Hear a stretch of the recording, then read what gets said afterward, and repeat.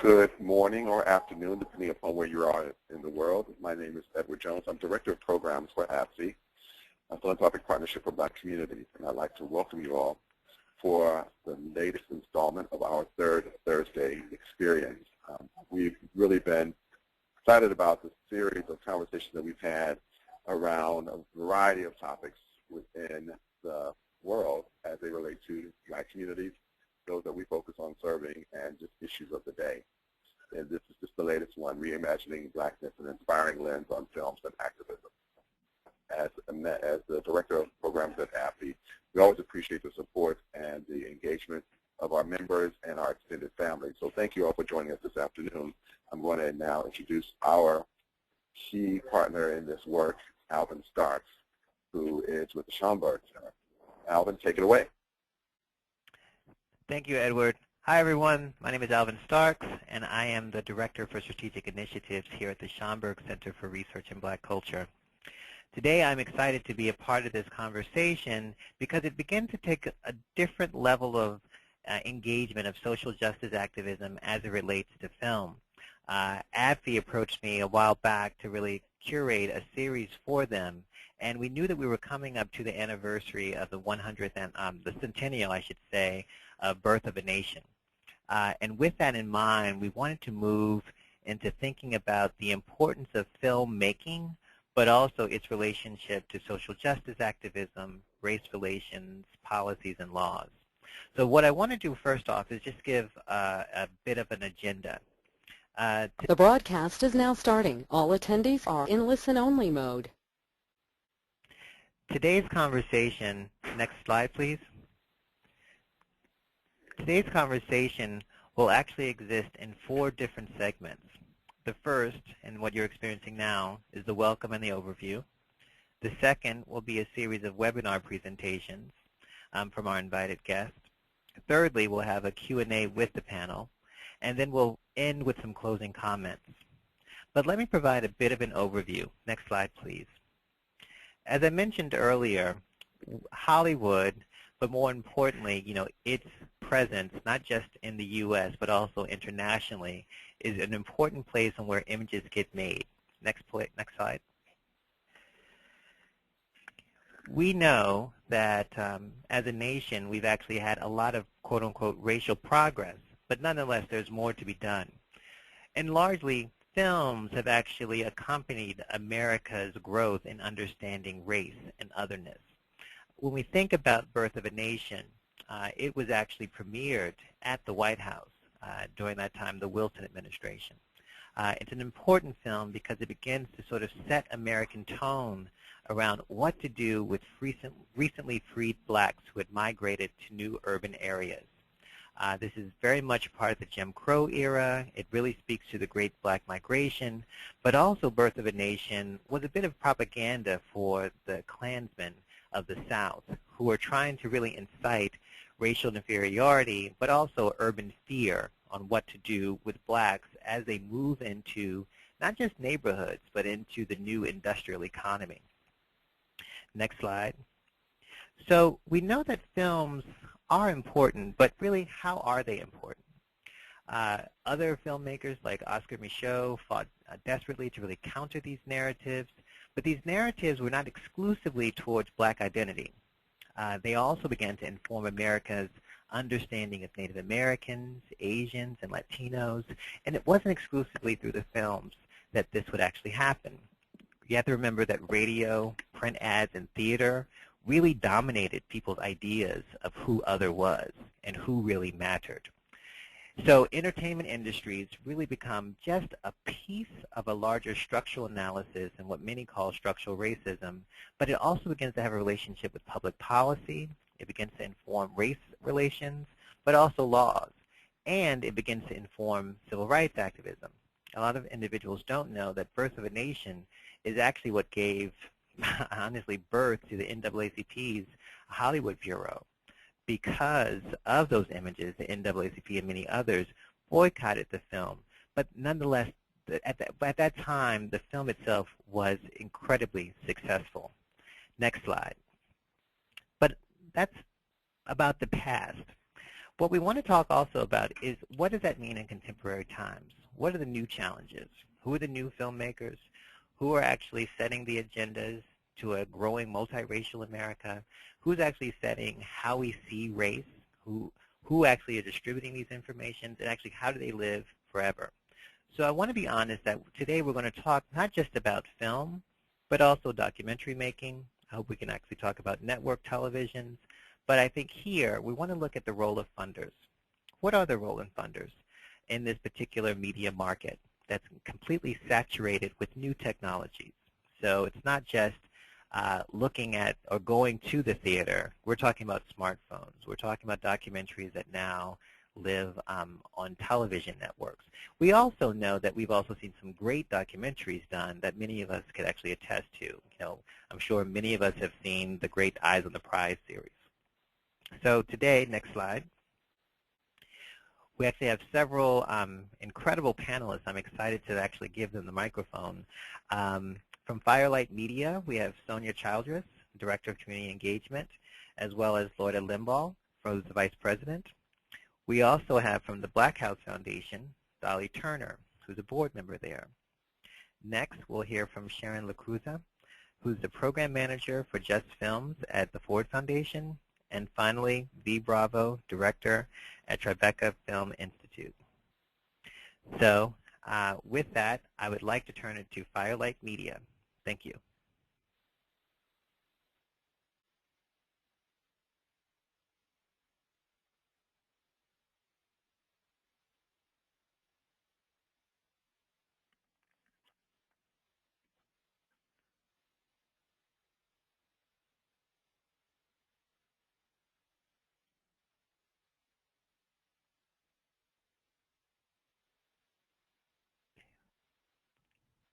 Can we check Lloyd's phone, please? Yeah, Lawyer, make sure your phone's unmuted. Yeah, there you go. I forgot about that. So thank you, Alvin, and thank you, ABFE, for the invitation. It's really a pleasure for us to be a part of this conversation. Can we go to the next slide, please? So Firelight Media is essentially dedicated to serving filmmakers and audiences of color. We're perhaps best known for the production of Stanley Nelson's films, such as Freedom Riders, the Murder of Emmett Till, Freedom Summer, and most recently the Black Panthers, Vanguard of the Revolution. But underlying all of the work that we do is a real commitment and belief that strong, compelling storytelling can transform passive viewers into engaged citizens. In addition to producing high-quality, social issue documentaries, we have two flagship programs, which are the Producers Lab and the Community Engagement Division.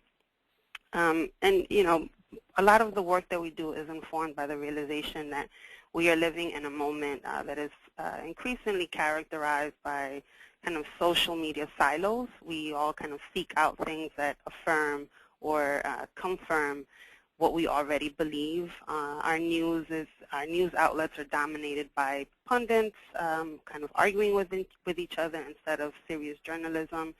And overall, oftentimes we encounter a sense of desensitization due to the overwhelming amount of information that we're all bombarded with. And we have seen throughout our work that powerful story-driven documentaries can really cut through all of that and move us beyond our silos, which helps us not only to expand the narrative about a specific community or issue, but also to complicate it. Documentaries have the power to bypass kind of our rational brain and reach us at our core. Storytelling is at the heart of the human experience. We've been doing it forever. And because we are talking about narrative expansion and correction, it is crucial that communities of color be able to tell their own stories, which is why we started the Firelight Media Producers Lab.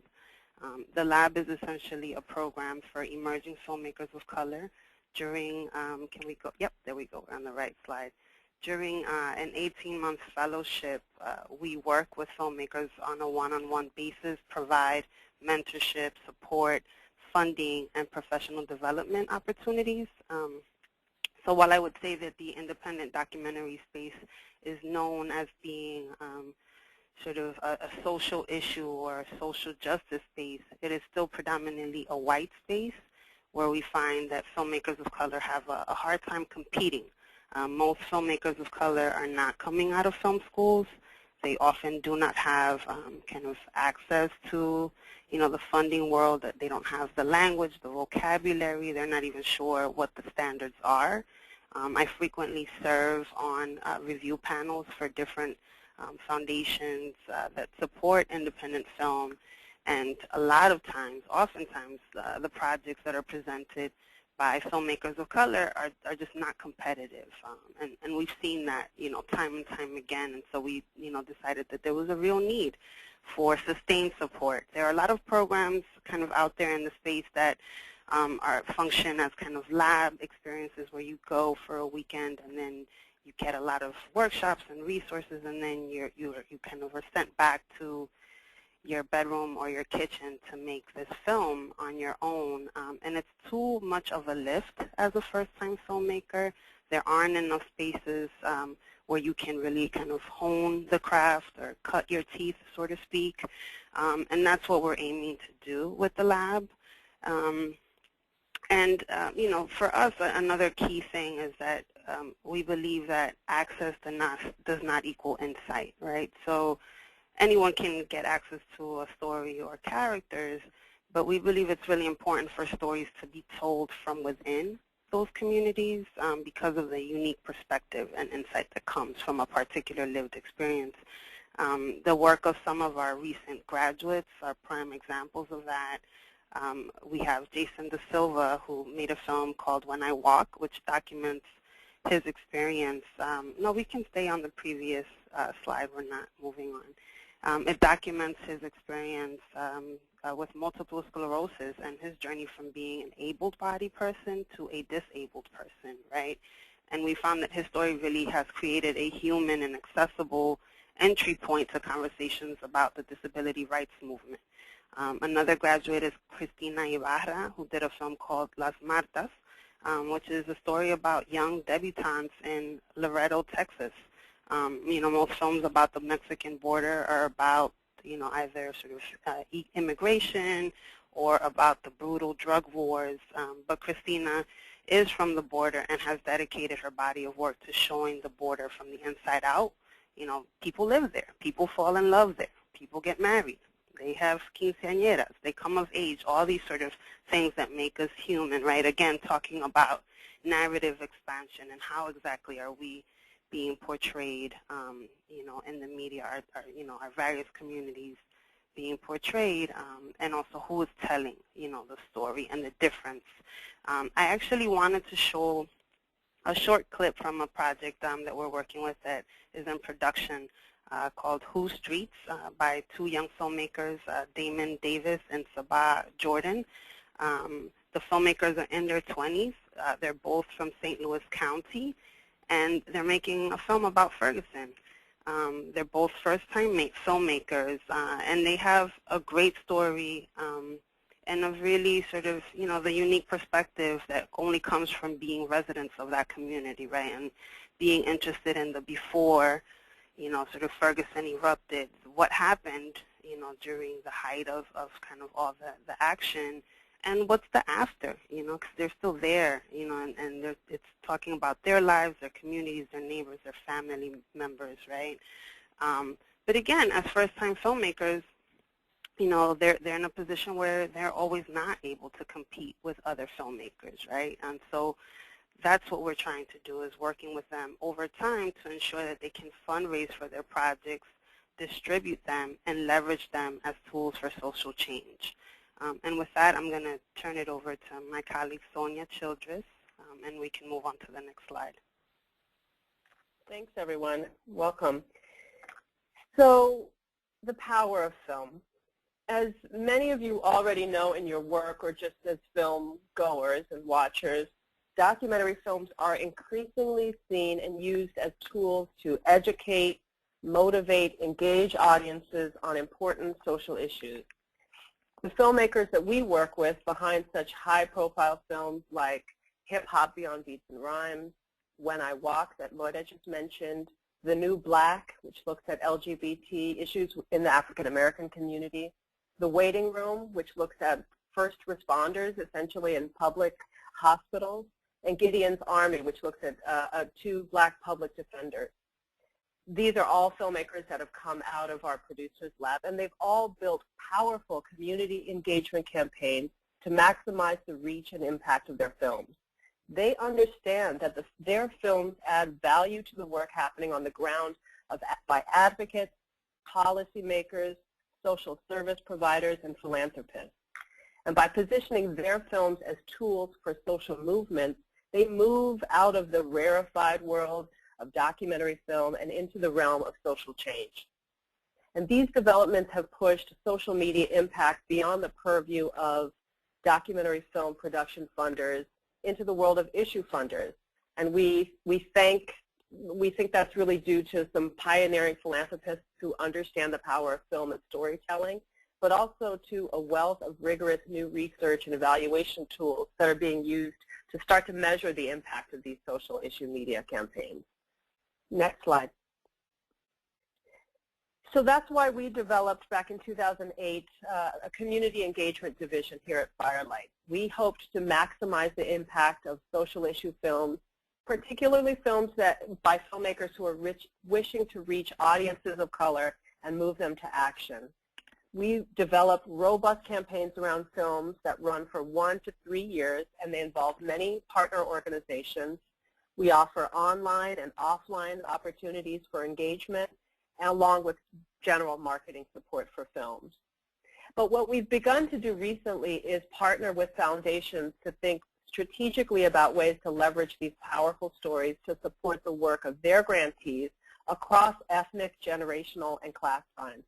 So a quick example, in our most recent impact campaign around the film Freedom Summer, which Stanley Nelson produced last year, looks at the 1964 Mississippi Freedom Summer Project. We partnered with the Carnegie Corporation of New York to develop a bilingual Freedom Summer Get Out the Vote toolkit using clips of the film to educate the next generation of Freedom Summer activists on the history of voting rights. And we timed it so that the toolkit was available in the lead up to the midterm elections. We then partnered with the Wallace H. Coulter Foundation to distribute 400 of those toolkits to the heads of Asian American and Pacific Islander advocacy and social service organizations across the country to engage their communities in today's voting rights battle. Ultimately, we believe that by supporting diversity among filmmakers and impact producers, those are the folks who manage and develop and coordinate these campaigns, we not only engage diverse audiences, but we ensure that the pressing social issues of our time, immigration reform, criminal justice reform, educational access, LGBT equality, government surveillance, voting rights, climate change, all of these issues are given the visibility and the media tools needed to move the meter. We have a few recommendations and ideas on how folks can support this work and kind of move it forward, but should we do that now, Alvin, or maybe wait until other folks have had a chance to present? If you could save those recommendations for Absolutely. the Q&A, that would be great. No problem. Thanks. Well, thank you both, Sonia and Loida. That was incredibly enriching, and I also want to invite people to submit questions into the Q bar that's to the right of your screen if you're using a control panel. Next, I would like to introduce Dolly Turner. She's a board member of the Black House Foundation. Dolly, are you there? I am. Can you hear me? Thank you. I can. Welcome. Oh, excellent. Well, it's a pleasure. Thank you so much, Alvin and Bianca. So for members of ABFE, you're a great company today, and Alvin has assembled what I would consider to be a star-studded panel of individuals who are working every day to move diverse stories forward. At the Black House Foundation, well, just to kind of couch some of my comments today and some of the recommendations, I'm a member of the Black House Foundation as a board member. I also work in film marketing and outreach, so I'm providing a perspective that kind of reflects both the opportunities for filmmakers as well as where I see challenges. So at the Black House Foundation, we work to increase diversity in independent film, and we do that by expanding opportunities for black films to be featured at major festivals. And we do that in two ways. One is that we cultivate strategic partnerships with the largest film festivals. That includes Sundance, Toronto, LA Film Festival. We work with TFI via Tribeca, and the Montclair Film Festival. And by having a presence at these festivals and providing a gathering place and creating a community inside of these festival events, we are creating a presence for filmmakers of color. And our constituents are two people. We reach out to influencers and tastemakers, leaders in film, whether or not they're producers, directors, or writers, as well as individuals who happen to be film fans or film enthusiasts, but are also leaders in corporate. We execute our programs, and the Black House started in 2007 at the Sundance Film Festival. We do that by partnering with sponsors to host both educational and networking events to convene. The inspiration behind the Black House came when two of our founders were at the Sundance Film Festival one year, and looking around, because this is a very insular community where you almost have to be a part of a club-ish. There's definitely a good old boy, good old girl network that lives and thrives inside of these communities. If you were a filmmaker of color and you showed up for the first time and you weren't a member of the club, how would you integrate yourself? Would you feel supported? Would you be able to connect to the broader filmmaking community there? So we serve as a connector in connecting those filmmakers to the larger independent film community. In terms of our outcomes revolve around increasing the quality and supply of films that are presented to the festival for consideration, and also helping to create a demand for those black films. In terms of specific outcomes, one of the things that we know is that when we arrived at Sundance in 2007, there were 7 films made by filmmakers from the African diaspora. In 2012, that number increased to about 28. And and the way that we have to quantify that, which is interesting because I know you all are very research driven, is sometimes it's by or about. One of the things that Gloria touched on is that a lot of the films that are made about our community are not necessarily created by our community. So, there's a number of different ways that we quantify that. And we'll go on to the next slide now. So I think that in talking to Alvin, part of what I wanted to do, we can go on to the next slide, is talk about new developments or trends that we thought would be highlighted and something to think about. In the entertainment world, digital has really transformed the landscape of sharing content. And so when you think about sharing social impact messages in films that people like Firelight Media support and produce,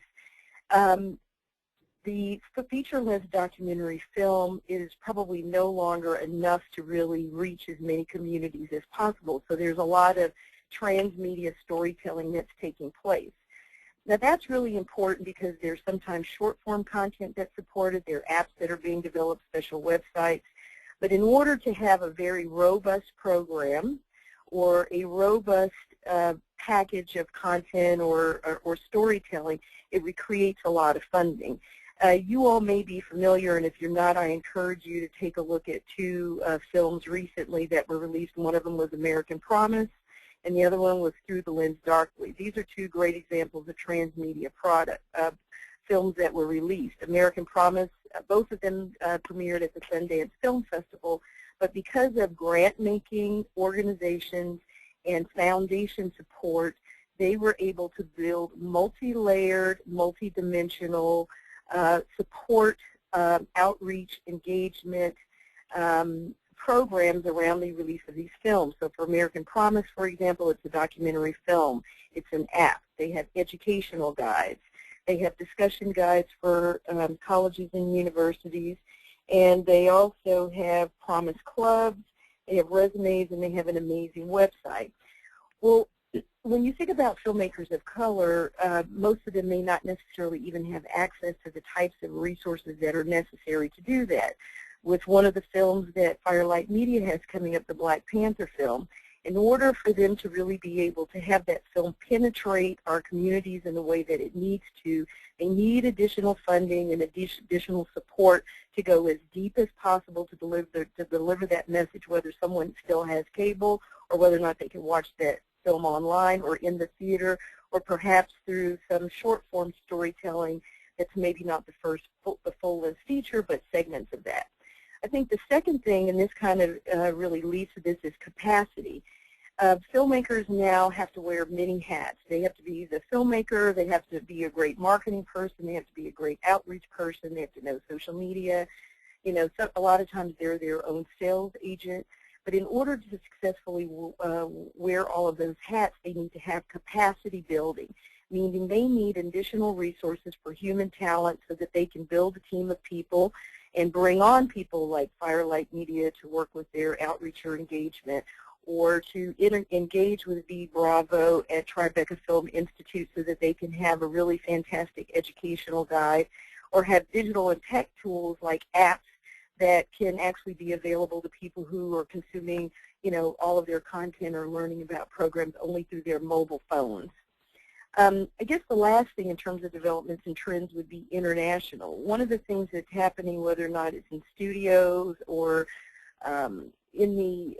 even in the independent film community, is a lot of people are getting their money to fund their films from the international marketplace. And we're not really seeing that filmmakers of color really have access to that type of funding. And so, you know, that's something to think about. If you happen to be a foundation and you have an international presence and footprint, you know, I would just say that perhaps some of your international divisions could potentially, as long as the message and the mission is aligned, perhaps, you know, get on board to, you know, support some of these films. And I'll turn my, you know, on to the next slide, which I think is opportunity. So am I staying inside of my time? Let's see. Yep, I'm pretty good so far. You're good. Quickly, just to keep going. So I recently worked on a couple of films, Free Angela and All Political Prisoners, Finding Fela, and a documentary called 25 to Life about, you know, HIV and AIDS.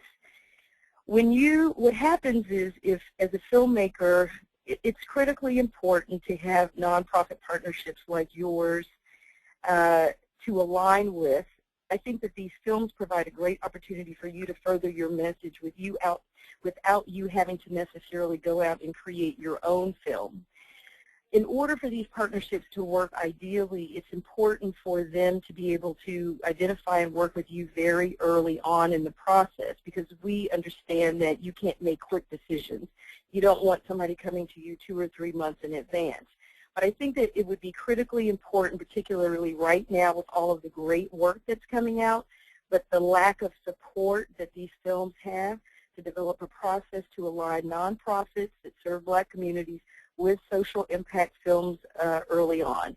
Maybe even creating some sort of clearinghouse where you have a running list of films that are being released, what the premise of the films is, and then you can actually connect with those filmmakers early on to become more of an integral part of the process through funding, through outreach, and through potentially distribution. And you can also coach them early on how to best work with you and what your goals are, so that when they do approach you, they're set up for success.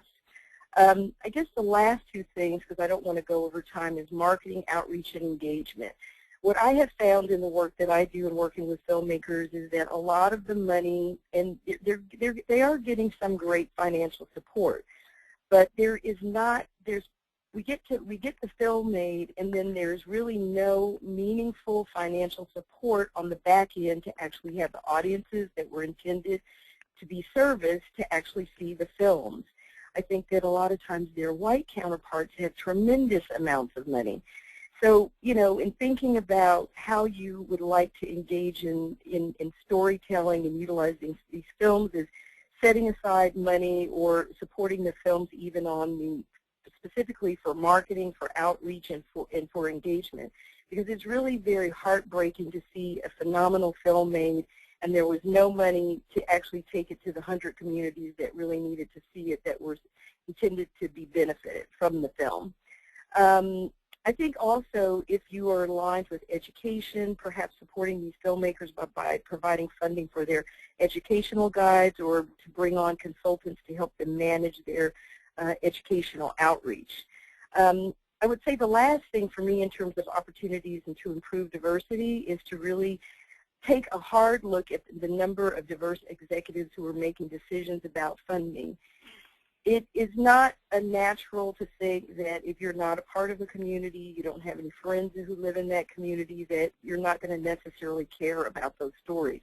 I think that the key, one obvious way to solve that is if there's a granting panel, that the granting panel should reflect the diversity of the population, in our country now.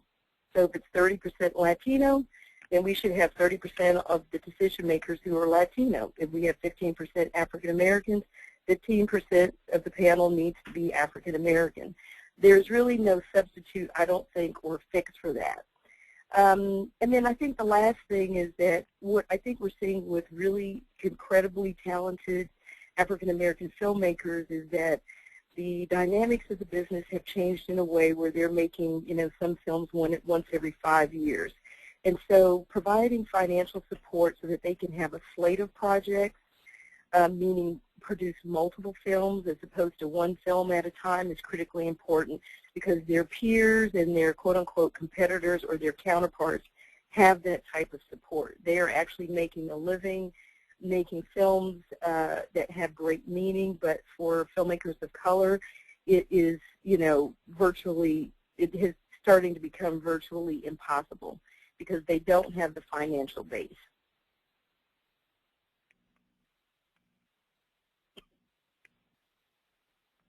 Thank you, Dolly. Next I want to actually introduce someone from the foundation world, the Ford Foundation, in fact, Sharon LaCruz, who is the program manager for Just Films. Sharon, are you there? I'm here. Great. Take it away. Okay, great. Hi, everyone. Thank you, Alvin and Bianca, for setting this up. I'm really enjoying this. I'm learning a lot as well listening. The Ford Foundation has been in the business of supporting documentary films and the public service media for more than 50 years. What is different about our unit, Just Films, is it was created 5 years ago with a $50 million commitment by Ford, $10 million per year to support the field of social justice storytelling. That in itself was just very unusual, and to this date we are the largest funder in that field. Some of our partners are on the phone right now. We support ITVS, we support Firelight Media, the Sundance Institute, Tribeca Film Institute, BritDocs, IFP, The Good Pitch, as well as scores of individual filmmakers. I heard quite a few of the films we've supported and are sometimes the largest funders during the course of this conversation, which we're quite proud of. Some of them include the Black Panthers, American Promise, Through a Lens. We can go to the next slide, please.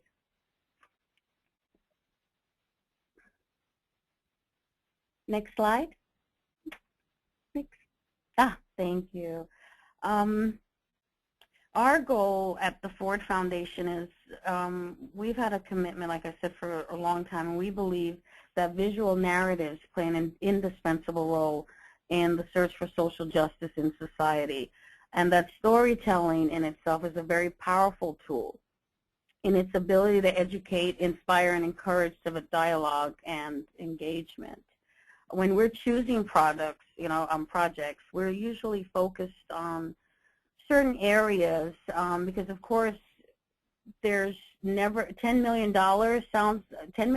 per year sounds like a lot of money, but it really doesn't go that far because the need is so great in the industry.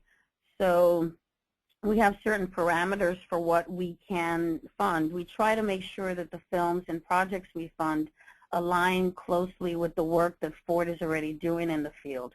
We have 9 field offices, so our reach is quite global, mainly in the global south. When we're looking at projects, we're looking for rich diversity as far as the human experience. We're looking for diversity across the content, the storyteller, as well as the geographic location and the perspective of the filmmaker. When it comes to historically looking back at a project that was quite impactful as far as its impact on the field as well as social movements, social justice movements, we look at something like Eyes on the Prize, which Ford supported in the late 1980s and is still being used in schools to this day. And as well as Ava DuVernay mentioned in articles that she used for research when she was working on Selma. So, you know, it's one of those, Eyes on the Prize is one of those gifts that keeps on giving. And the impact of the series, it's in different ways. Some of it direct in that way, indirect in the sense that a lot of talented filmmakers came out of Blackside from that two-part series. It's something that's hard to quantify, but there's a huge amount of people that you've probably come across their work that started their career on Eyes on the Prize and are now in really incredible places within the industry. When it comes to, when we talk about trends and what we're looking at from Ford's perspective, we are very much engaged in the idea of bringing together filmmakers, funders, NGOs, and activists for films that we do fund. We call those brain trusts. We try to bring those meetings together as early as possible for our filmmakers when they have materials they can share. And it's in those moments that the filmmakers are able to begin building a very comprehensive community engagement plan, which we feel is critical in the field as far as, you know, making sure that their films live beyond their broadcast. And what we're finding more and more in the field is that films now go on television, but they're living way beyond that, and their capacity for impact is much greater than just being seen because they're being used as tools to promote social justice in different areas. Some of our other films that we're really proud of are like Gideon's Army, which deals with public defenders, The House I Live In, which deals with the prison industrial complex. We just did Citizen 4, which just won the Academy Award, so that deals with the issues of privacy. We deal with LGBT rights, and all of those align with the work that we're doing here at Ford. So we work also, our unit works very closely with our program officers in other units.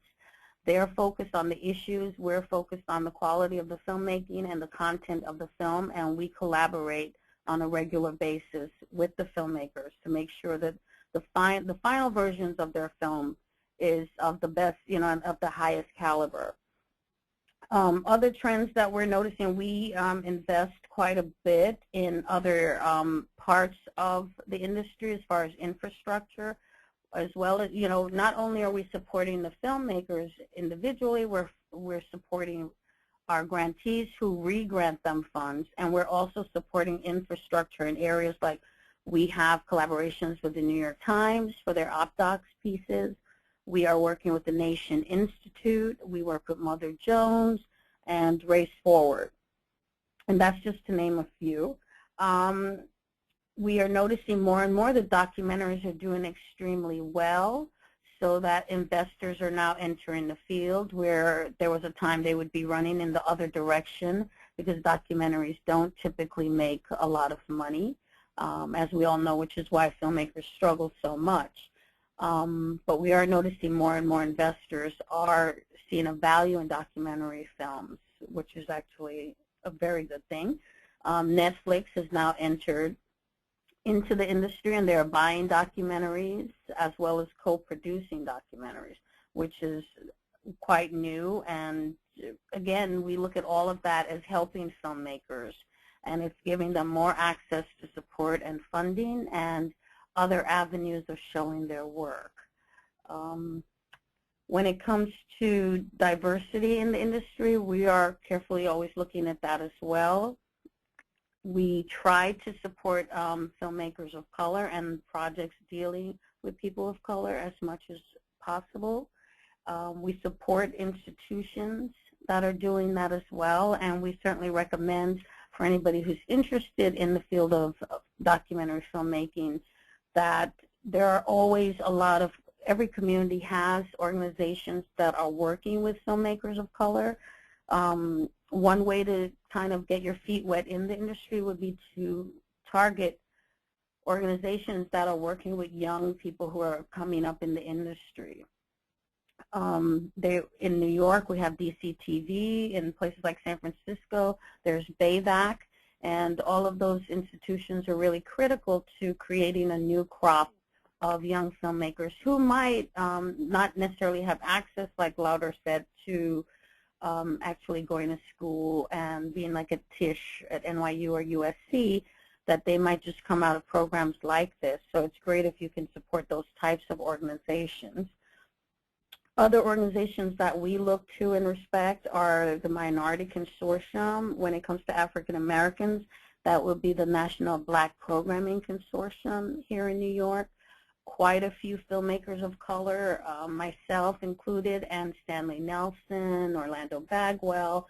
It's a whole slew of filmmakers who have come through NVPC because they've supported us very early on in our work. So I would recommend that they would be a group and an organization to get to know, because they've been around a long time and they do very good work, and they've been instrumental in building the field for filmmakers of color. And just last but not least, at Ford, we are really looking forward to having conversations with other funders who are also interested in the field and collaborating with us, because it gets a little lonely out here. There's not a lot of foundations that are investing. It's still a select group, and we understand impact is a big deal. Sometimes impact, we are also working on an impact project as well, an impact assessment project. But we understand that that can also limit organizations' abilities to invest, because it's not always overt. But we feel that it's of value, and Ford would never, wouldn't have stayed in this space for so long if we didn't see a value in supporting the field. Thank you. Sharon, that was great, and have tons of questions for the entire panel. So I'm going to, again, invite folks to submit those questions to Bianca via the control panel, and I'm also jotting down numerous notes. Last but not least, we have our colleague, V. Bravo, who is the Education Director at Tribeca Film Institute. V, are you there? Yes, I am. Thanks. Please take it away. Well, thank you, Alvin, Bianca, and all the panelists. Some background information. The Tribeca Film Institute is the non-for-profit affiliate of the Tribeca Film Festival. The Institute was created in 2002 by Robert De Niro, Jane Rosenthal, and Craig Hadclough in response to the 9/11 incident.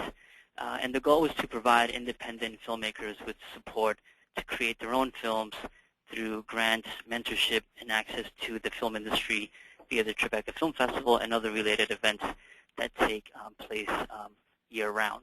On the education front, we support young people and educators in telling their own stories through filmmaking, production, and literacy programs across New York City, Los Angeles, and as of late, incarcerated spaces. And that is the area where I will be presenting on today. So I want to highlight two programs. First is the Rikers Island Digital Media Lab, which takes place right here in East Elmhurst, a couple of miles away, not even, maybe like half a mile away from LaGuardia Airport, and Otisville State Prison, which is a medium security prison for men, most of whom are serving out a life sentence. So if we can go to the first slide, please. Well, the presentation is called Re-Envisioning Community Within Spaces of Incarceration. Can we go to the second slide? Okay. So at Rikers Island, what we are doing is we created a collaborative storytelling program between a high school class that services young women ages 18 through 21 that also involves a 10th grade English class at a local high school for young women called the Young Women's Leadership of Astoria. And the idea was to have these two groups of women collaborate on a short documentary. And that entails teaching the young women on the inside the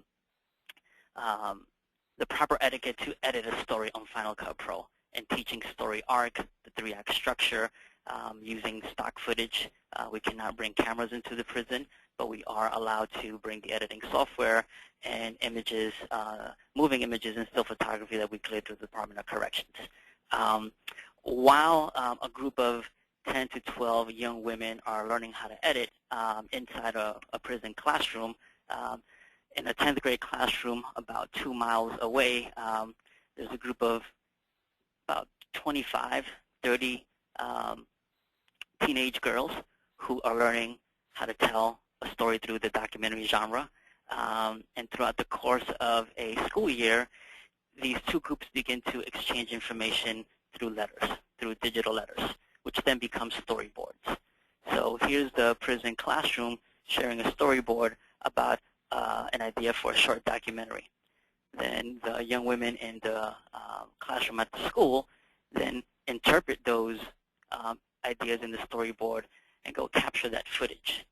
Then that footage re-enters the prison, and then the women in the prison classroom actually get to edit a film using footage that was shot by the girls at the school. And you know, it sounds simple, but that's the way that you make a film, right? You create a storyboard, you create a narrative arc for the film, and then you go out and shoot the film, and then you put the film together. So that's what's been happening at Rikers Island in partnership with Twills for the past 2 years. And we had great success in terms of outcomes. What's happening there? Young women between the ages of 15 and 16 are having real dialogue with women who may be 2 years older than them. They're connecting on issues around independence, around family, community, and to some extent policy. The young women who are receiving that information in turn are connecting to their parents and informing them about the experience of having a storytelling partnership with a woman who happens to be incarcerated. And I'm going to get into this a bit more in the next slide, but the other program that we run is called the Community Screening Series, and that happens at Otisville State Prison. And how that came about, we got word through our partners at John Jay College of Criminal Justice that there was a film group up at Otisville that, you know, they were screening films and having conversations, and, you know, they were looking for support from the filmmaking industry. We got involved through a site visit, and then we were invited to begin to talk to the men about facilitation following a film.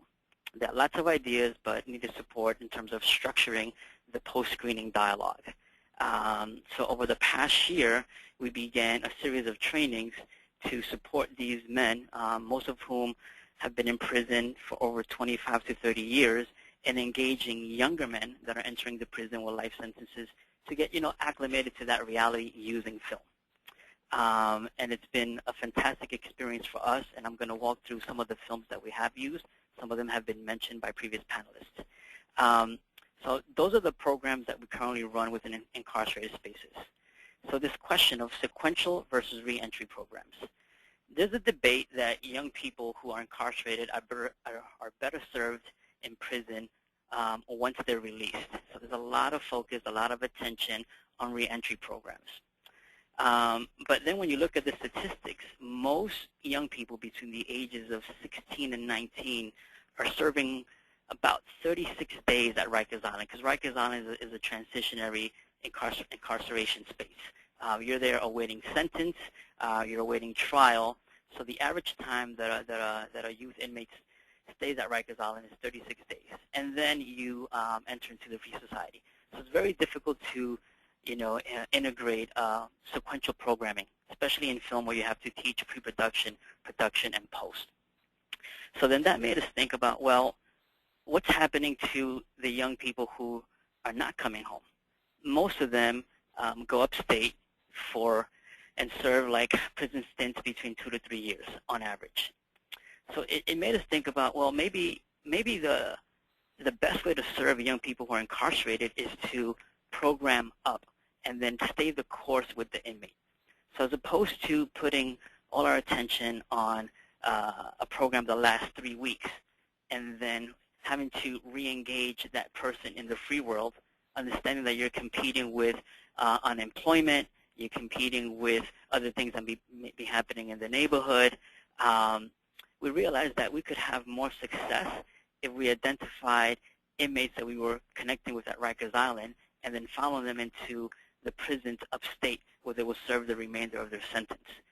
We felt that we could have a more profound relationship, develop a relationship based on trust, and it would lead to a more balanced relationship between provider and I guess what you would call client, right?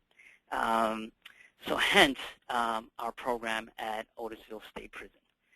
So, and that is something where we think that we are taking the lead in. Once you start, for anybody that works in prison, once you start traveling upstate, you realize there are like maybe 2 or 3 organizations from downstate that are actually doing serious arts programming that's not tied to a religious institution. There's maybe like 3 independent organizations outside of the Osborne Tribeca Film Institute, and I can share information on the 3 others. Okay, so can we go to the second slide? Okay, so I wanted to talk about creating capacity for acclimation within the free world. So what does that mean, right? What does that really mean to help someone acclimate? So one of the things that we've learned is that there are thriving communities within incarcerated spaces. There's tons of community development work that's being done intergenerationally between men who are serving 30 years, men who are serving 10. They are coming together around culture, family, the arts. There's sub-study groups. They are actively trying to engage with the free world. So creating a collaborative paradigm, if you will, allows not only us to better understand their realities, but it allows them to collaborate with each other. And filmmaking in itself is a collaborative process. No film is done by one person. So we've applied the collaborative nature to filmmaking to the collaborative approach to just engaging inmates from, that encompass different age groups, different races and ethnicities, and so on and so forth. The other reason why collaborative filmmaking works for us, because it allows us to create an earnest and truthful dialogue between different populations.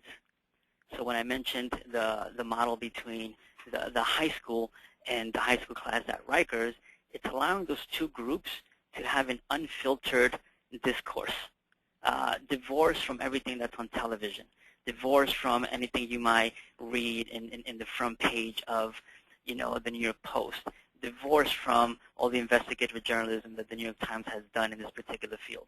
You just have a direct line of communication. So that's we see the value of connecting community by, really blowing up the whole concept of the collaborative nature of filmmaking. Okay, can I go to the, one thing that I forgot to mention. Can we go back? Education tools created by incarcerated men at Otisville State Prison. So about 8 months ago, we screened the documentary Herman's House. I'm sure most of you are familiar with that film. And we created a study guide for that film that we use within our public schools. And it was written by someone who lives in the free world. And it was written for a free world audience. And then when we shared that film with the lifers, they loved it. And then when they began to integrate the post-screening activities into their their groups, we realized that like it's a different audience, and the tools that are written for a free world aren't necessarily applicable to an incarcerated population. So then through conversations, we started thinking about how can we create capacity for them to create tools.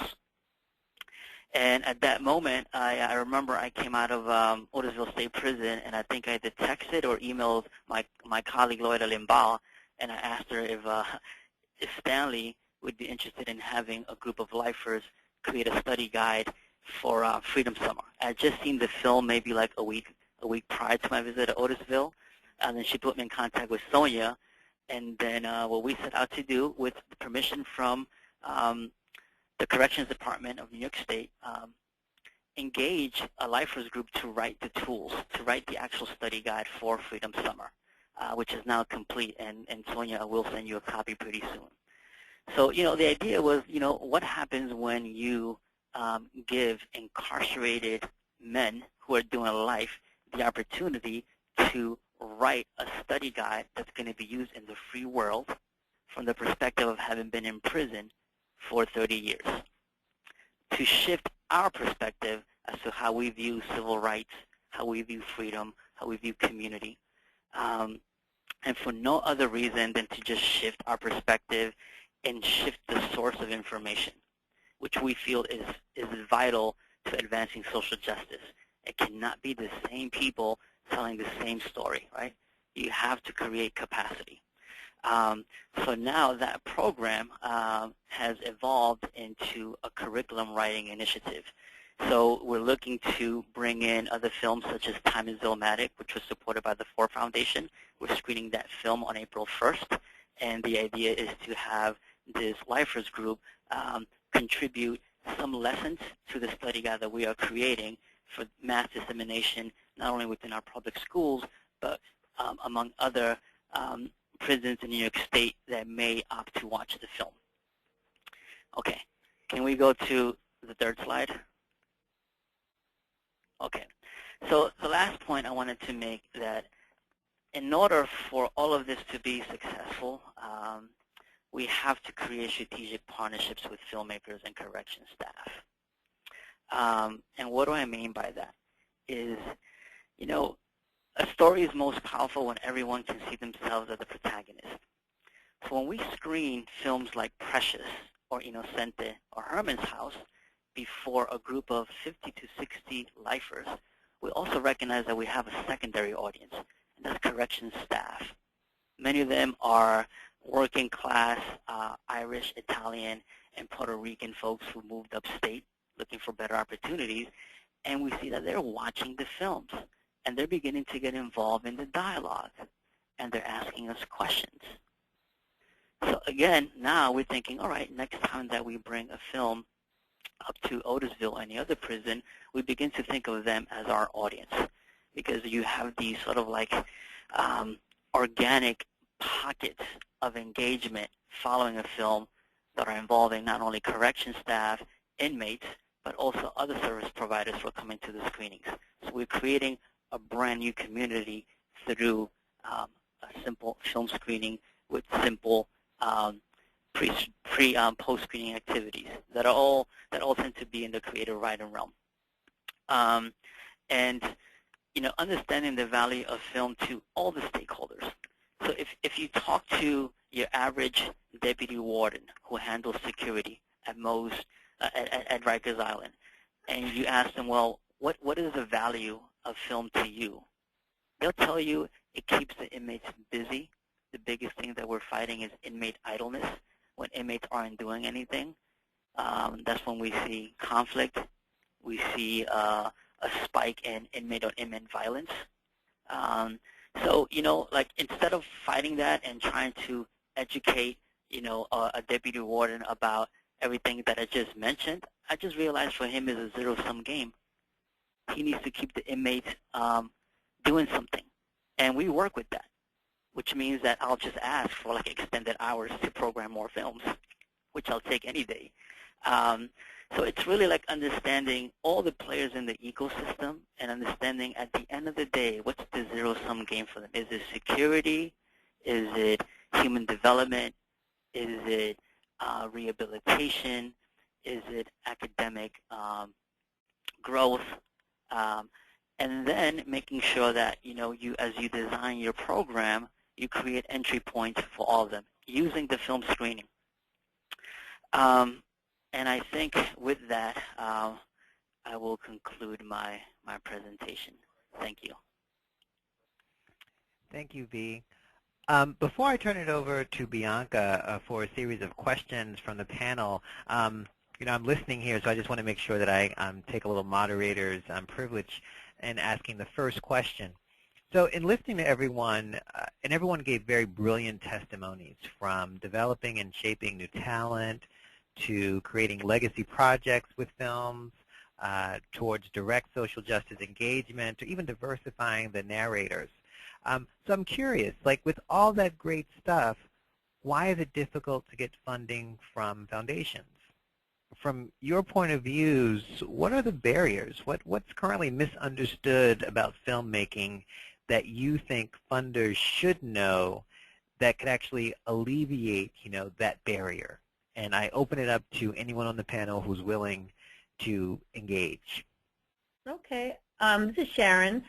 I think part of the issue is, I've noticed over the years, since I've been at Ford about 10 years, that funders do step into the space and step out. I guess for some of the funders it is a trend, whether they'll support documentary films or not.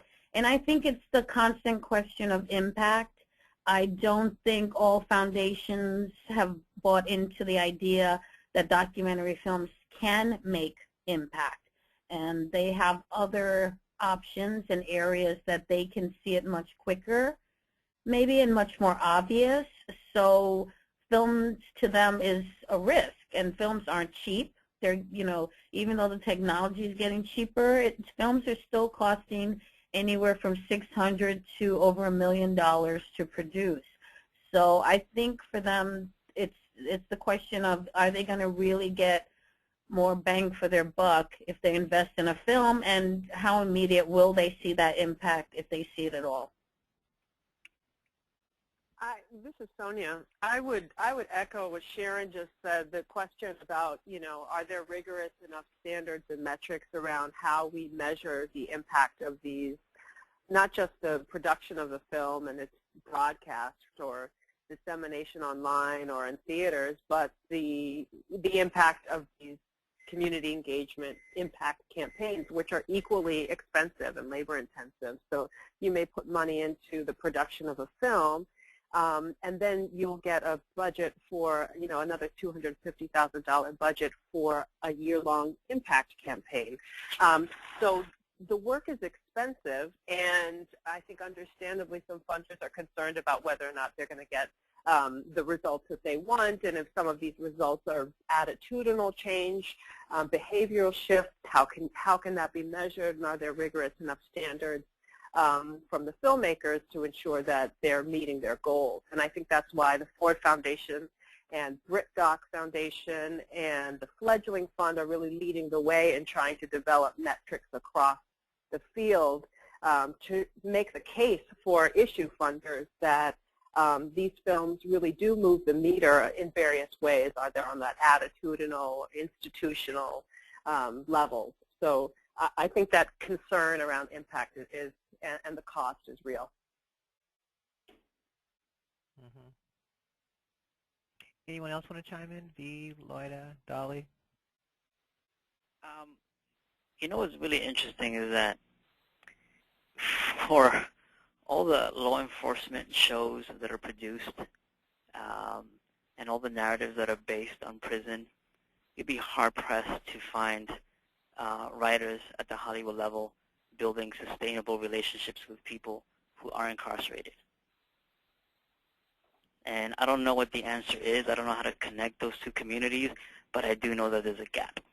And I do know that Hollywood rests to some extent on the notion of the incarcerated, male to drive home a point about hypermasculinity quite often.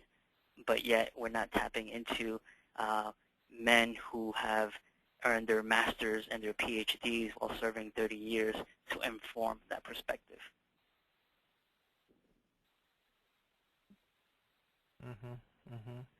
So that's it. I want to ask another question a little bit, if I may be. So what's interesting from your presentation, you really used a different angle of filmmaking explicitly with the social justice strategy attached to it, right? Going to places that we traditionally do not think of as important places for narration, critical thinking to actually occur, or even basic creativity. So, and it connects to something else that I heard throughout the conversation about developing new talent, right? And so this question of what will new talent now have access to, both funding and to the larger world. So my question to the panel is, what do you think is the added value of having non-traditional narrations from people who are generally marginalized from this space? Like, what do we learn? What's new? What's different? Like, what is that added value? Even at Firelight, you guys spoke about your labs, and oftentimes non-traditional individuals who don't have access. So this access question is really important. But why does that matter? Why does diversity matter? I mean, I think, with everything, for example, that's happening the moment that we're living in this country, right, with the Black Lives Matter conversations, it's clear that we are living in, very different Americas, depending on where you're from, what you look like, what age you are, what generation you're from. Our lived experiences are vastly different. And again, like he just mentioned, the people who still sort of, by and large, get to tell the story and shape the narrative all come from sort of, one perspective, one background. It's still sort of the white male, perspective. And yet we know for a fact that there are these very different realities, right? And so, people are, people that might not be sort of well-versed in issues of race or those conversations are all of a sudden shocked, when Ferguson happens, right? And it's because, the narrative, again, is controlled and only shaped from one viewpoint, and in order to, again, because we're living in this moment where people are kind of desensitized, and it's like, pick a corner in the world and pick a tragedy, right?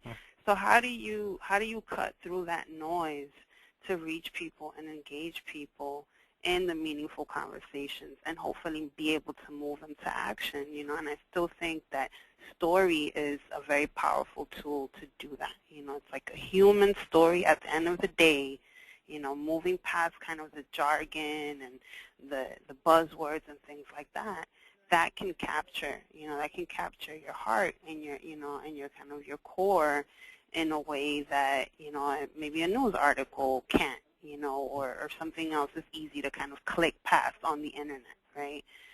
And I think that's why it matters, right? Because we obviously have a slew of social issues that we need to address, and we need to find ways, we need to kind of find entry points for everybody that needs to be a part of the conversation to be able to be in it. And I think documentary film is a great facilitator of that. If I may chime in with a really quick anecdote here. Folks are familiar with the documentary A Band Called Death, right? No? Okay. Yes. No, you should describe it. A Band Called Death is a documentary about 3 brothers who came up in Detroit during the Motown era and created their own brand of early heavy metal or punk rock before it was coined as punk rock. And the story tells of how, there was a tragedy. One of the brothers passed away, and then the 2 brothers left the music behind, and then their children found the music digging in the crates. And then they realized, wow, Dad used to be in a punk rock band. Really fascinating film. So we did a screening of that film up at Otisville. And the inmates put together like a flyer. And after the screening, we noticed that there were like two Latino men who didn't speak a lick of English, but came to the screening because they read the synopsis and they thought it was going to be a film about like the Sex Pistols.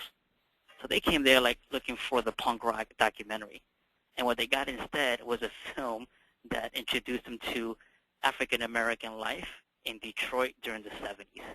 And they stayed through the film, made new friends, had questions, and they belonged to a sector of the prison population that normally wouldn't connect to the brothers. And we were like, wow, we're making friends. And it sounds simple, only two guys, right? But again, the power of documentary to bring people together. Now, what's key there is the facilitation process. What do you do once you have that magic in the room? Where do you take it, right? Do you take it to the arts? Do you take it to creative writing? Do you take it to like social action? That's not for us to decide, but empowering those men to have the tools to take the conversation further. That's what we do, and it just reminded me of the power of documentary filmmaking. After a while, you work in this field for a long time, you get kind of like jaded, but then once in a while, like you see it.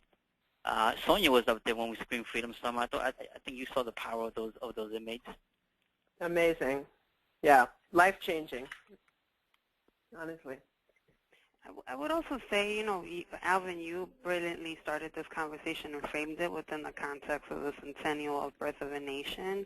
Like cinema is very important in the American landscape, right? Americans understand the language of cinema, and it has been a tool that maybe hasn't created, the myths and the stereotypes that support, sort of this larger system of racism and inequality, but it certainly has been used to perpetuate them, and because cinema is kind of the lingua franca that is accessible to Americans of all walks of life, I think, again, is another reason why film is really important. Now, the key there is that these documentaries have to be good.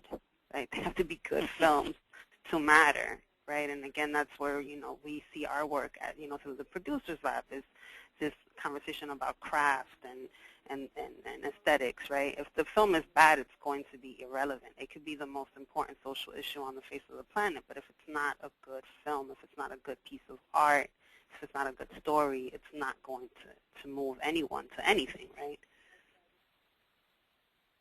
I would also just chime in with one last piece around sort of the ownership of these stories, not ownership, but just providing why it's so important and critical to provide space for folks of color to tell these stories. There's a, truth be told, I think some producers of color, when you kind of get them into a room and talk about their struggles with getting their projects funded, either at the production level or the distribution and outreach engagement level, I feel like there's a sense that when a person of color tells a story about a social justice issue, and there is a sense that there is a lack of objectivity around that issue, and that an outsider can tell a story about two young men growing up in Chicago who are trying to beat the odds in a way that's going to resonate with a broader American audience because of that supposed objectivity to the subject matter. But then when a person of color does it, the questions arise: is this an advocacy film? Are you pushing an agenda? Is there is this going to seem so too insular? And I think that question, that point that you raised that was raised earlier around, do black films or films made by black filmmakers translate to a global audience? Are they seen as speaking to a very small community? I think these questions are real, and I think some of these questions come up in foundation boardrooms, and they come up in foundation offices when a producer of color is pitching a project. And so I think that's why it's critically important for there to be space and support for filmmakers of color to tell these stories. Not every filmmaker of color is an advocate on a social justice issue, but they certainly have a stake in the issues that the stories they are saying, in a way that perhaps a white filmmaker does not have the same kind of stake, doesn't have the same skin in the game. So I think that's a real tension, and there's a real need to create space for these other producers of color. Love it, love it. So I want to make sure that we invite the the audience to also participate in this conversation. So Bianca, do you have any questions that you want the panel to address or wrestle with? Hi, Alvin. Thank you for the introduction, and I do have a few questions. The first one that I will pose is for Sharon, and the question is, here at ABFE, we use race, the power of an illusion, as part of our responsive philanthropy and Black communities training. How do you measure success of your commitment to filmmaking to help funders better understand the importance of supporting these sorts of films? Well, it varies from film to film because the success, we've funded, like, we've been funding probably since Just Films. Just Films alone, we fund maybe 40 films, and that's not even counting what our larger institutions that we fund, what they fund.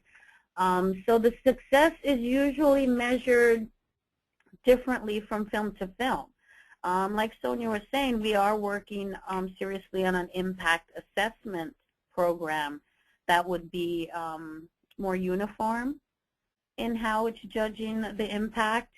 But for now, the impact of Gideon's Army and telling the story of public defenders made its way all the way to Eric Holder, who the Justice Department put in, I forgot how much money, into supporting public defenders around the country. And we'd like to think that film had, something to do with that. Eugene Jarecki did The House I Live In, which was telling the story of mass incarceration in the U.S.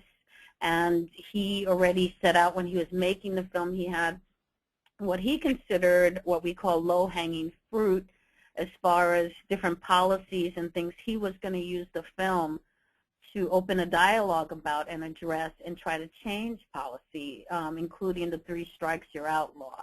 So each film comes with its own set of standards of and measures of what the filmmaker in particular is trying to impact in the subject matter. In the case of Citizen4, that just won the Academy Award, that filmmaker, Laura Poitras, obviously she's interested in the, what's going on in this country as far as privacy, but the film, I think she would also like to get Edward Snowden a pardon, if it's possible. So it varies from film to film, and we monitor what the filmmakers come in and pitch, what their engagement plans ultimately are supposed to be, what their list of items they're trying to address with the film, and we try to marry them with other funders and NGOs and organizations that are working in that field, so that they too can use their films as a tool to address whatever subject matter is the focus of the film.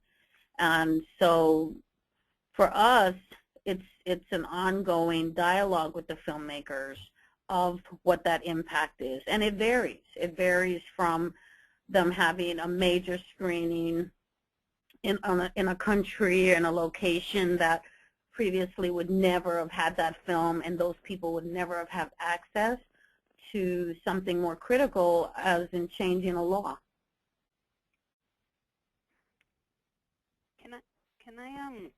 I know that there are other questions, but there was one recommendation that I didn't get to mention earlier. Would this be an appropriate time to share that? Absolutely. Absolutely. Great. So, again, Firelight, full transparency, we're coming from the place of we are interested in building, the capacity and the pipeline of filmmakers of color and impact producers of color. Again, those are the folks that Sonia mentioned earlier that take these films and really build out, sort of full-fledged interactive campaigns around them, most of the time, really centered on partnerships with nonprofits, both on the national and local level, that are working on these issues. I think in order to build our collective capacity to leverage documentary films for social change, one of the ideas that we've been throwing around at Firelight, and I know that this has happened in the past, but it seems like we're kind of, the moment is ripe for something like it again, is to pull together a convening of of funders who work on social justice issues with funders who work in the film space, but that have a real stated commitment to diversity. Because, again, the independent documentary space, again, when we're talking about who gets the money, who gets the support, that's not, folks of color. So for me, I'd make that distinction of really, working with film funders, and there are many that have a very stated and deliberate goal around diversity. So, what about bringing, convening of issue funders that are interested in building their capacity and really thinking that through of how can they work with film? Because, we have to recognize that it is a heavy lift, right? If you work in the area of, I don't know, reproductive justice, and there's no one on your team that has any film expertise, well, how do we, how are you going to fund a film, right? That's a heavy lift to kind of figure out. So there is, some capacity building work that needs to happen, and who better to have that conversation with funders that are already in the film space, and that's something that we've been thinking about, just again seeing, the projects that come through the pipeline, and again, who's getting the money and the support. Bianca, would you like to offer us another question? Yes, I was just saying thank you for that addition. So the next question is, what are your thoughts on crowdfunding as an alternative for funding your films and projects based on the challenges that you've all commented on with getting funding through traditional philanthropy?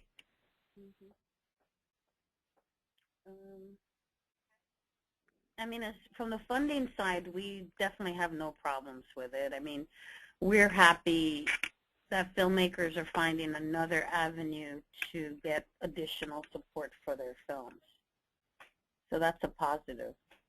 Yeah, and from the field, I would say we're almost seeing crowdfunding as not just an alternative in terms of funding, but it's another way to engage audiences in your project and your process, so that it becomes, there's a level of ownership, right, and investment that people have in a project when they contribute to it and see it through its development and see it come to fruition.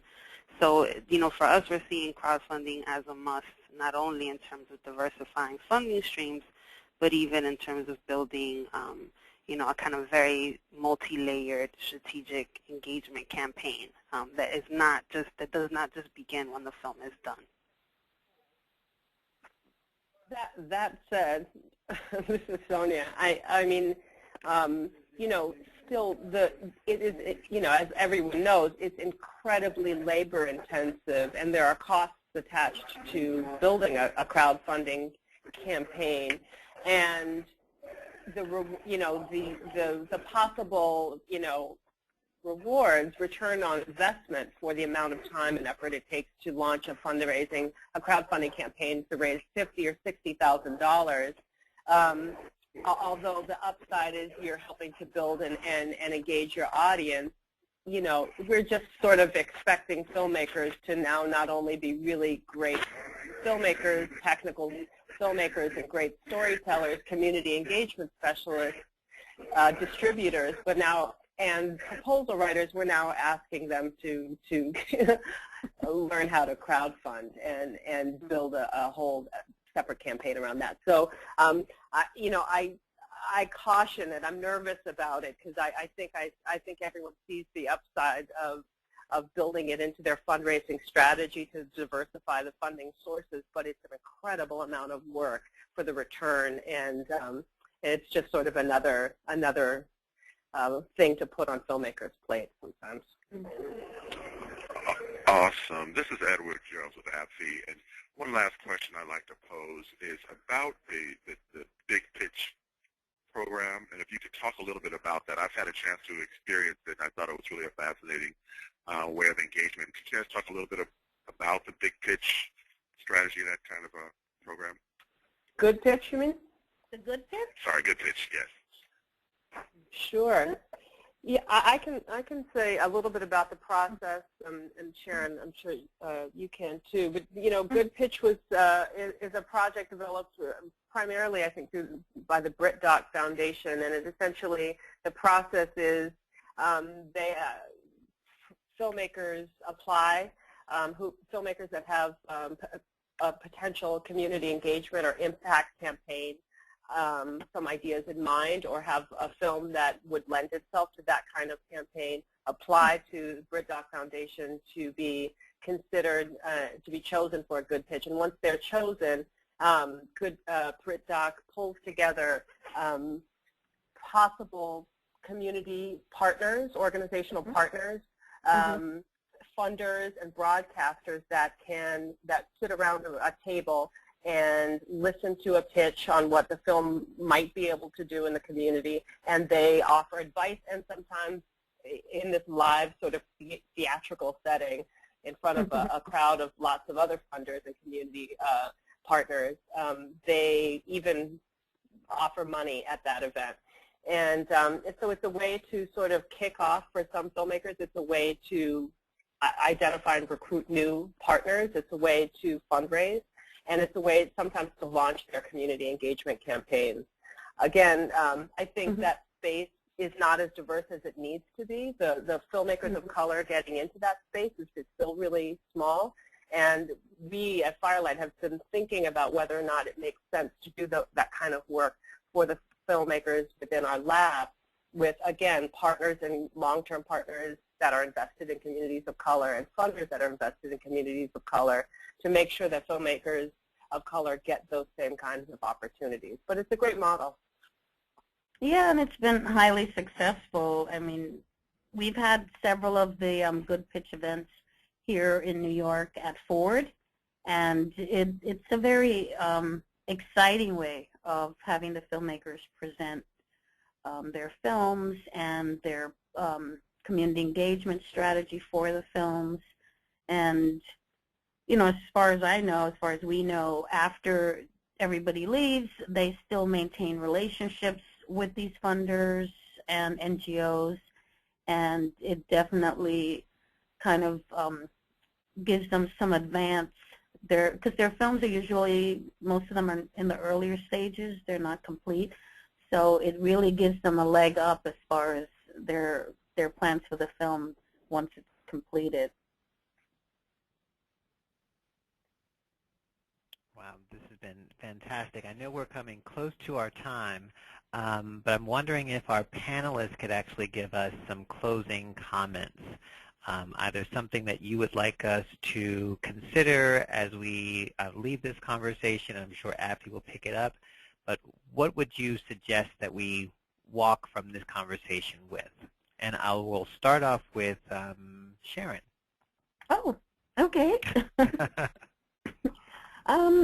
I think at the end of the call, I think what I would say is that the field of documentary films and storytelling is an incredibly powerful one, and I would encourage all the funders who are listening to definitely explore the field if they're not already in it, and to engage in it, and definitely look at it as another option and opportunity to advance their work.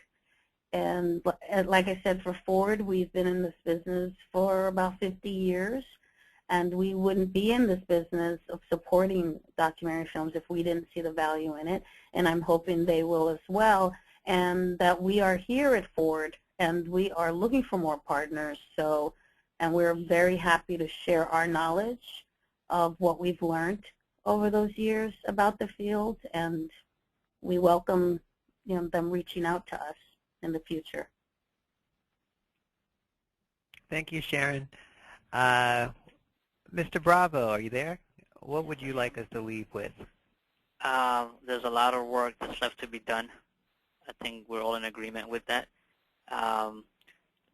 Let's not forget that the true impact of a film begins, sad but true, after the film is completed. As a filmmaker, I know that's difficult to fathom sometimes because we put so much work into it. Let's continue to reimagine the potential audience for documentaries that explore social justice beyond the choir. Thank you. My friends from Firelight, closing comments?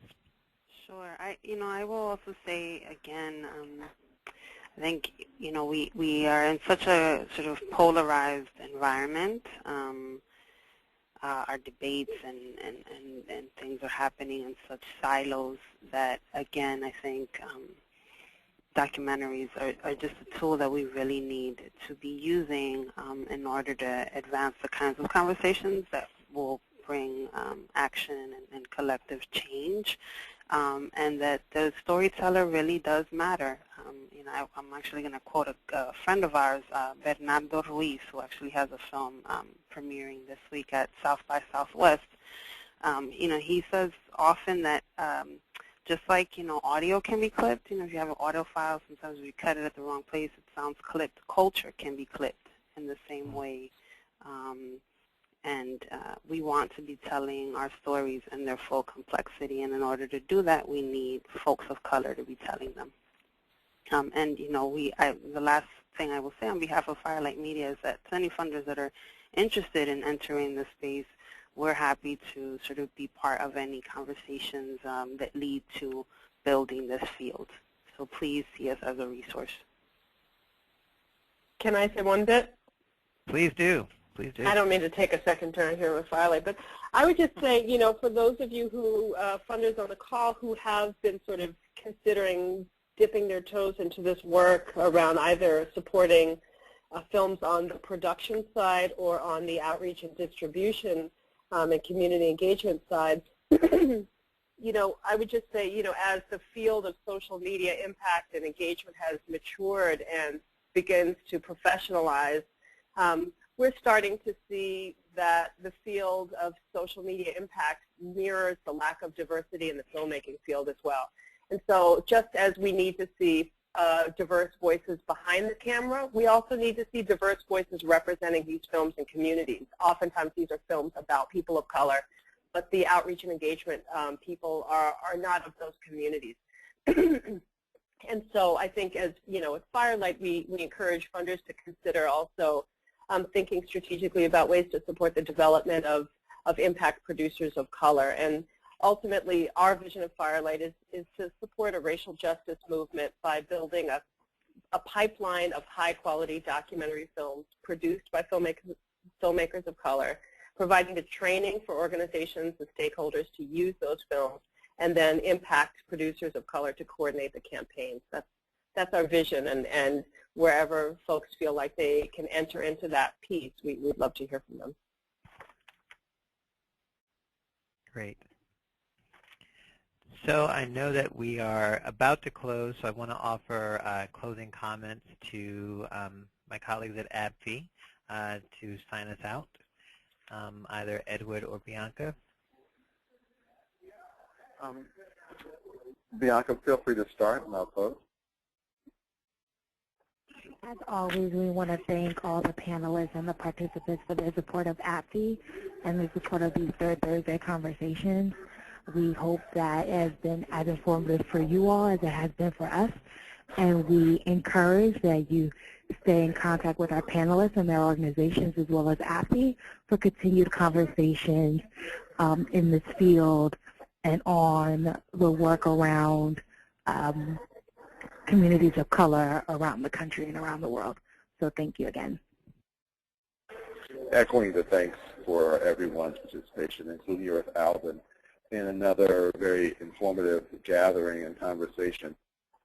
Everyone should know that we will be sending out an evaluation. We hope to get your feedback so that we can know how to better continue and improve upon these experiences. And as always, the conversations don't end at the end of this call. We're open to learn more from each of you as we continue this work, and invite you to weigh in through the social media that you see available there. Invite you to weigh in other social media that we have. And we hope to see some of you actually join us in Napa next month for our annual conference. So thank you all. Continue doing that great work that you're doing, and keep us informed and staying connected to that work so that we can help share it with others in our network. Take care. You too. Thank you. Thank you, everyone. Thank you, everyone. Thank you. Fantastic. Bye.